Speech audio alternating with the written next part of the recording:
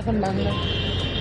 আমরা বরাক উপত্যকার শিলচর থেকে বরাক ডেমোক্রেটিক ফ্রন্টের পক্ষে আমরা গোটা বরাক উপত্যকার 50 লক্ষ মানুষের পক্ষ থেকে আজকে গুয়াহাটিতে জুবিন গার্গের বাড়িতে তার স্ত্রী গরিমা শইকীয়া গার্গের সঙ্গে দেখা করেছি।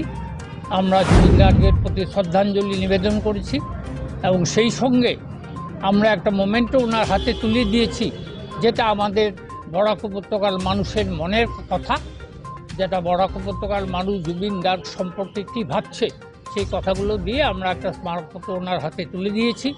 জুবিন গার্গ আমরা মনে করি যে শুধু আসামি শিল্পী ছিলেন না, শুধু ভারতের না, উনি গোটা বিশ্বের মানুষের কাছে সমাদৃত। আজকে পৃথিবীর 144টা দেশ গুগলে জুবিন গার্গকে সার্চ করছে। আজকে আমাদের দুর্গাপূজায় এই যে বরাক ভ্যালি, ত্রিপুরা, পশ্চিমবঙ্গ সমস্ত পূজার প্যান্ডেলে জুবিন গার্গের ছবি এবং তার গান বাজিয়ে তার প্রতি শ্রদ্ধা নিবেদন করেছে। আজকে আমরা জুবিন গার্গের সেই কথাটা ভুলতে পারি না। উনি কলকাতায় সাংবাদিকদের সামনে বলেছিলেন, আমি আধা বাঙালি, আমি আধা অসমিয়া। এই কথা বলে উনি সারা ভারতবর্ষের বাঙালিদের হৃদয়কে স্পর্শ করেছে।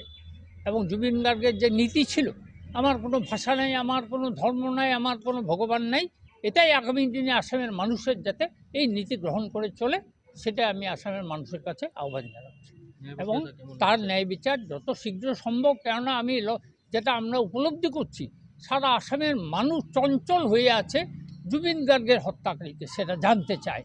এটা যত শীঘ্র সম্ভব সরকারের উপর আমাদের নিশ্চয়ই সরকার দায়িত্ব নিয়েছে, সেটা করবে বলে আমরা আশা রাখছি। এই বলে আমার